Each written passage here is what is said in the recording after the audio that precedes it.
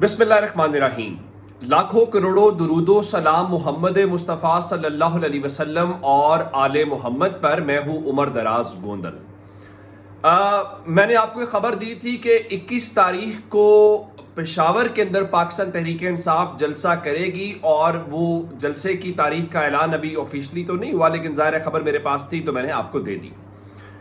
अब दूसरी बात यह है कि सब लोग कह रहे हैं कि आप जिधर मर्जी जलसे कर लें।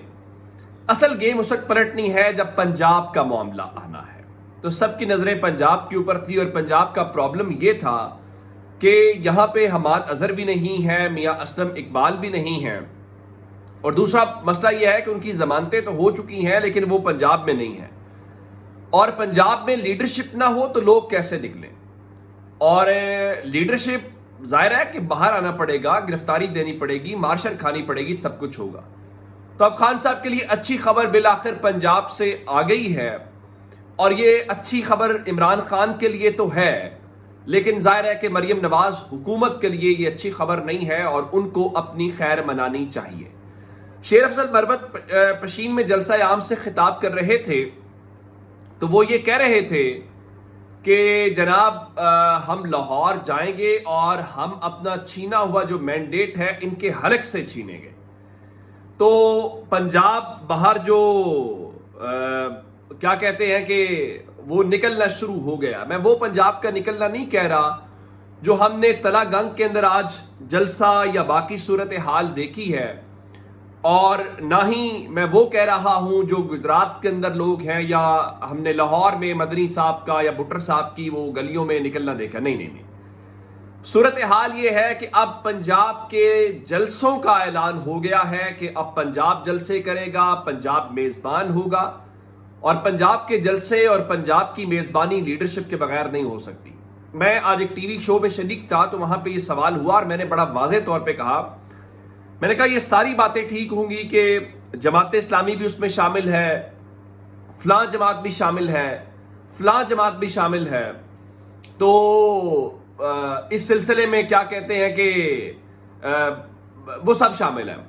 लेकिन अगर तहरीक इंसाफ जमात इस्लामी के पीछे खड़ी हुई या बाकी सब के पीछे छुपने की कोशिश की तो मैं आपको एक वाकया याद दिलाना चाहता हूं, और वो उल्टा पड़ गया था। यहां पीडीएम बनी थी और पीडीएम भी इसी तरह से एक अलायंस था, लेकिन हुआ क्या कि लाहौर में उन्होंने जलसा रख लिया और लाहौर का जलसा पिट गया था बहुत बुरी तरह।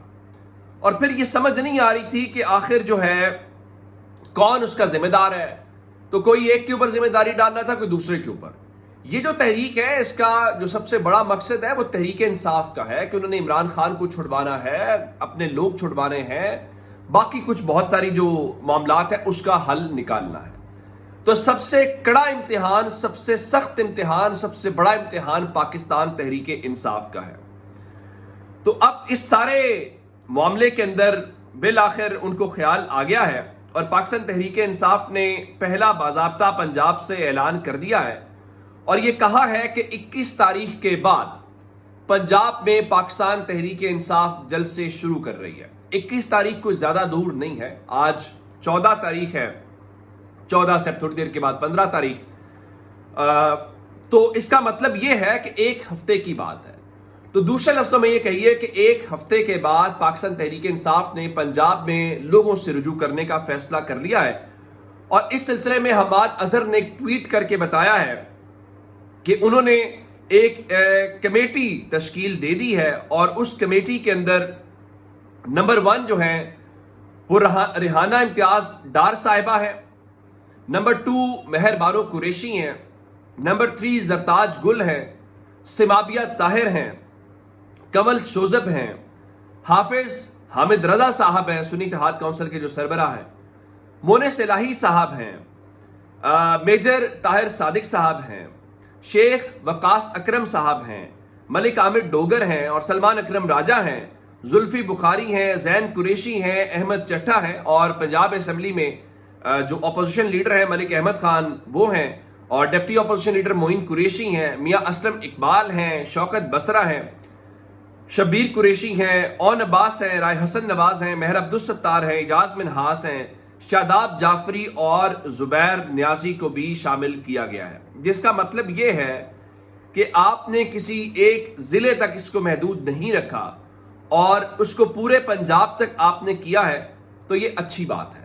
لیکن اب اگلا امتحان یہ ہے کہ آپ موومنٹ شروع کریں, آپ لوگوں کو نکالیں, خود گراؤنڈ کے اوپر آئیں.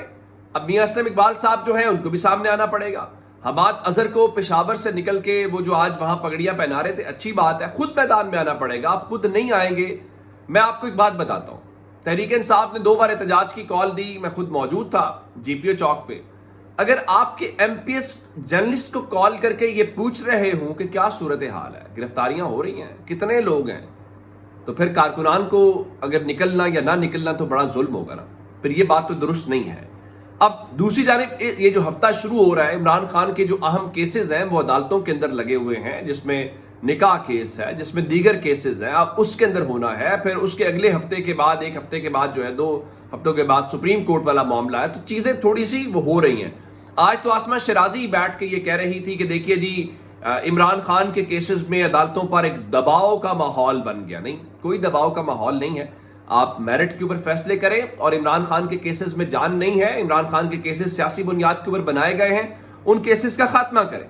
اچھا, وہ کہتے ہیں جی عمران خان اگر ضمانت دیتے ہیں کہ وہ سیاسی عدم استحکام کا حصہ نہیں بنتے تو ان کی اسٹیبلشمنٹ یا مقتدرہ کے ساتھ بات آگے بڑھ سکتی ہے. اب ظاہر ہے کہ یہ تو آسمہ شرازی صاحبہ بات کر رہی ہیں, یا پتہ نہیں وہ کس بنیاد کے اوپر بات کر رہی ہیں. لیکن پاکستان تحریک انصاف کا آفیشیل ورژن یہ ہے جس میں بیرسٹر گوہر یہ کہہ رہے ہیں کہ بہت زیادہ کوشش کی گئی ہے کہ عمران خان کو کسی ڈیل پر مجبور کرے, لیکن خان صاحب کوئی ڈیل نہیں کر رہے. وہ ڈٹے ہوئے ہیں. ان کا کہنا ہے کہ میں نے جینا اور مرنا اسی ملک میں ہے. جینا ہے تو کھڑے ہو کر جینا ہے, اور میں آخری بال تک کھیلوں گا. بالکل ٹھیک ہے, پاکستان تحریک انصاف تو اس سلسلے میں ڈیل کی کوئی بات نہیں کر رہی. لیکن دوسری جانب مختلف تجاویز ہیں, جس طرح شبر زیدی جو وزیر خزانہ, وہ چیئرمین ایف بی آر بھی رہے, وہ فرماتے ہیں پاکستان میں 10 سال نیشنل حکومت ہونی چاہیے جس میں پی ٹی آئی بھی حکومت کا حصہ ہو. نہیں سر, یہاں کوئی نیشنل حکومت یا اس قسم کے جو تجربات ہیں وہ کامیاب نہ ہوئے ہیں نہ ہوں گے.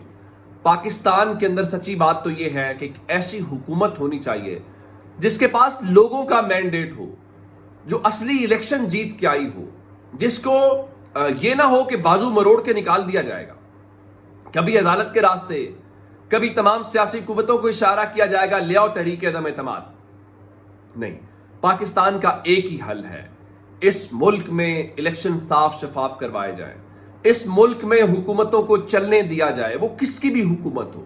اگر آپ یہ نہیں کریں گے تو جس نہج کے اوپر ہم پہنچے ہیں, ہم اس سے بھی بری نہج کے اوپر پہنچ جائیں گے, اور ہم اس سے بھی بری پوزیشن کے اندر چلے جائیں گے. اور اب تو صورتحال یہ ہو گئی ہے, کنور دلشاد بیٹھے ہوئے تھے, وہ جو محسن نقوی کی کابینہ میں وزیر مشیر رہے, ہم نیوز کے اوپر وہ کہہ رہے تھے نواز شریف نے اپنے ایک انتہائی با اعتماد صحافی دوست کو کہا ہے کہ میں کون سا منہ لے کر عوام کے سامنے جاؤں, باہر مہنگائی کا سمندر کھڑا ہے. اور اس کے بعد ظاہر ہے وہ مری چلے گئے, اور ان کا کوئی سیاستدان بھی مجھ سے رابطہ نہ کرے. اور پھر مریم نواز شریف صاحبہ جو ہے, انہوں نے ویسے تو کفایت شاری کی باتیں کرتی ہیں, اور انہوں نے مری میں ہی آئی جی کو بلا لیا, چیف سیکرٹری کو بلا لیا, باقی افسران کو بلا لیا کہ چونکہ میں اپنے والد صاحب کے ساتھ مری ذرا چھٹیاں منانے آئی ہوئی ہوں, تو آپ لوگ بھی یہیں آ جائیں, اور آپ لوگ بھی یہیں کے اوپر ذرا میٹنگ جو ہے وہ کر لیں, تاکہ مسئلہ جو ہے وہ ہو جائے. اب وہ دوسری طرف کہہ رہی ہے دیکھا آٹا سستا ہو گیا, دیکھا روٹی ہم نے جو ہے وہ 16 روپے کر دی ہے. بھائی اصل بات تو یہ ہے کہ آپ کے اپنے لوگ, مثال کے طور کے اوپر یہ مائزہ حمید کا تعلق تحریک انصاف کے ساتھ تو نہیں, وہ کیا کہہ رہی ہیں, وہ کہہ رہی ہیں جی اصلی عید تو گندم سٹاک مافیا کی ہوگی, کسان سے 3,000 روپے خرید کر بعد میں 5,000 روپے فروخت کریں گے. اصلی عید تو گندم سٹاک مافیا کی ہوگی, کسان سے 3,000 روپے خرید کر بعد میں 5,000 روپے فروخت کریں گے. اب آپ یہ نہیں بتا رہے کہ پنجاب کے جو کسان ہیں آپ نے ان کے اوپر کیا ظلم کیا ہے اور ان کے ساتھ کیا ہوگا, اور آپ صرف اور صرف یہ بتانا چاہتے ہیں کہ جناب دیکھا یہ سستی فلاں چیز ہو گئی. بھائی اگلے چند ہفتوں کے اندر, چند مہینوں کے اندر پنجاب کے لوگوں کے ساتھ کیا ہونے والا آپ کو اس کی ریئلائزیشن بھی نہیں ہے. انہوں نے کتنا خرچہ کیا ہے, ان کے اخراجات بھی پورے نہیں ہوں گے جو انہوں نے گندم کے اوپر کیے. ان کی گندم رل جائے گی، آڑتی ان کو بلیک میل کرے گا باردانے کے نام کے اوپر. باردانہ تو ظاہر حکومت نے وہی جو گورنمنٹ تو انٹرسٹڈ ہی نہیں ہے اس طرح سے لینے میں. جو جس طرح پچھلے سال ڈنڈے کے ساتھ حکومت نے گندم خریدی اس طرح خریدے نا اس بار بھی، سمجھ لگ جائے. اور پھر اس ملک میں نون لیگ اپنا بینڈ باجا بجاتی ہے، پیپلز پارٹی اپنا ہے. اب وہ لاڑکانہ میں آج پیپلز پارٹی نے ایک اجتماع رکھا ہوا تھا تو زرداری صاحب فرمانے لگے کہ جی پاکستان کو جو اسلام آباد میں بیٹھے ہوئے بابو ہیں نا، ان کی سوچ اور کم عقلی نے غریب کیا. یہ بات درست ہے بابو والی، لیکن حضور آپ بھی تو بتائیں کہ ان بابوؤں کے ساتھ مل کے آپ ہی تو حکومتیں کرتے ہیں. کبھی آپ کے سسر برسر اقتدار ہوتے ہیں، کبھی آپ کی بیگم صاحبہ برسر اقتدار ہوتی ہیں، اور کبھی آپ خود برسر اقتدار ہوتے ہیں. اور تو اور چھوڑیے، بتائیے نا 2008 سے 2013 تک حکومت میں کون تھا؟ 2013 میں بننے والی حکومت میں کیا آپ جو ہے وہ اس میں آپ فرینڈلی اپوزیشن رہے؟ یہ پچھلے 2 سال کس کی زرداری صاحب حکومت تھی؟ آج کس کی حکومت ہے؟ ذرا بتائیے. کیا آپ اس حکومت میں شامل نہیں ہیں؟ کیا آپ کی وجہ سے حکومت نہیں بنی؟ اب اچھا دوسری جانب وہ بلاول ہیں، وہ کہہ رہے جی کچھ سیاستدان ذاتی انا کے لیے ملک کے ساتھ کھیلنا چاہتے ہیں، اسے نقصان پہنچانا چاہتے ہیں، دھرنا کھیلنے کی بجائے میز پر آئیں، مذاکرات کریں. اب مجھے یہ بتائیے کہ پی ڈی ایم کی پوری تحریک آپ نے جو چلائی تھی وہ کیا تھا؟ پھر فرمانے لگے جی آج بھی بعض سیاستدان پی این اے پارٹ 2 یعنی وہ جو قومی اتحاد 77 میں بنا تھا وہ لے کے آنا چاہتے. نہیں، اس ملک میں پی این اے پارٹ 2 نہیں ہونا چاہیے، صرف پی ڈی ایم پارٹ 2 ہونا چاہیے جس میں آپ کے اقتدار کی موجیں لگی رہیں. بتائیں نا جناب، آپ یہ اقتدار والا آپ کے اوپر آیا، آپ کو تب جمہوریت آپ پی این اے یاد آ جاتا ہے. آپ نے عمران خان کے خلاف جو کچھ کیا وہ پی این اے نہیں تھا. تو پیپلز پارٹی کی جو منافقت ہے، اور پیپلز پارٹی وہ پھر فرماتے ہیں ذوالفقار علی بھٹو قبر سے حکومتیں بناتے اور حکومتیں گراتے ہیں. حضور فیصل وابڈا کو پیپلز پارٹی نے سینیٹر بنایا، آپ کو پتا ہے وہ کس کے سینیٹر ہیں؟ سرفراز بگٹی کو پنجاب کا بلوچستان کے وزیر اعلیٰ بنایا، پتا ہے کس کے کوٹے سے ہیں؟ تو کیا وہ بھی بھٹو صاحب کی فیصلہ ہے یا وہ زرداری اور آپ کے خاندان کا فیصلہ ہے؟ اپنا بہت سارا خیال رکھیے گا. خدا حافظ.